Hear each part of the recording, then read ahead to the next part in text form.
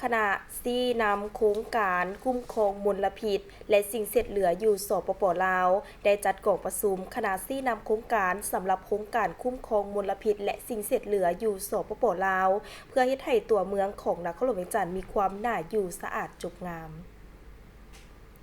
กองประชุมจัดขึ้นในวันที่21สิงหาคมมาที่โรงแรมลาวพลาซ่านครหลวงเวียงจันทน์โดยการเป็นประธานของทานเดชสงครามธรรมวงศ์รองรัฐมนตรีกระทรวงโยธาธิการและขนส่ง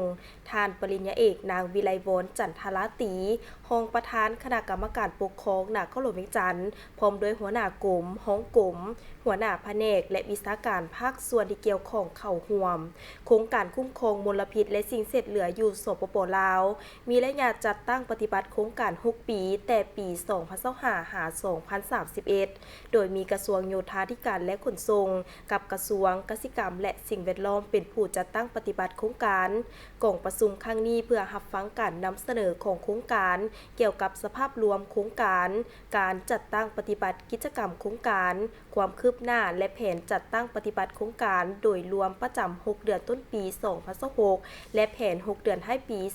2026พร้อมทั้งเป็นการปรึกษาหารือเกี่ยวกับข้อเสนอสิ่งท้าทายและการประสานงานของแต่ละภาคส่วนเพื่อเฮ็ดให้การจัดตั้งปฏิบัติโครงการสามารถดำเนินไปอย่างมีประสิทธิภาพสำเร็จตามกำหนดเวลาและบรรลุตามคาดหมายที่วางไว้กองประชุมในครั้งนี้เป็นครั้งที่2ของโครงการและเป็นครั้งที่2ของปี2026ในการพบกันอย่างเป็นทางการของคณะที่นำโครงการภายหลังที่ได้รับการแต่งตั้งจากทานรัฐมนตรีตามข้อตกลงฉบับเลขที่23862ทับยทข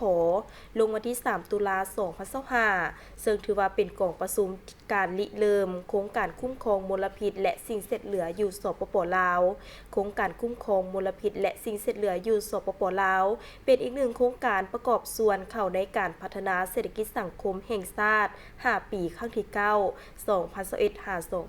2025แผนพัฒนา5 ปีของกระทรวงโยธาธิการและขนส่งซึ่งได้วางเป้าหมายก่อสร้างและปรับปรุงโครงสร้างพื้นฐานโดยการคุ้มครองสิ่งเศษเหลือและสนามขี้เหงื่อที่ได้มาตรฐานและเป็นมิตรกับสิ่งแวดล้อมเป้าหมายของโครงการแม่นสอดคล้องกับแผนดำเนินงานแห่งชาติเกี่ยวกับการคุ้มครองพลาสติก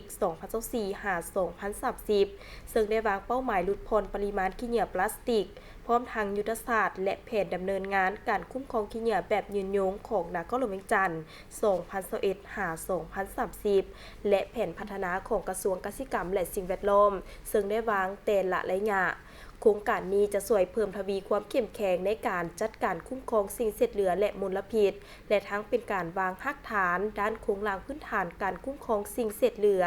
ระเบียบมาตรการและการดำเนินการปรับปรุงการจัดการสิ่งเศษเหลือไปสู่การคุ้มครองที่นำใช้ระบบเทคโนโลยีที่ทันสมัยเพื่อยกระดับการติดตามการเข้าถึงบริการจัดเก็บขี้เหงื่อและการเพิ่มขีดความสามารถในการคุ้มตนเองด้านงบประมาณการเงินของหน่วยงานคุ้มครองสิ่งเศษเหลือได้รับประสิทธิภาพและประสิทธิผล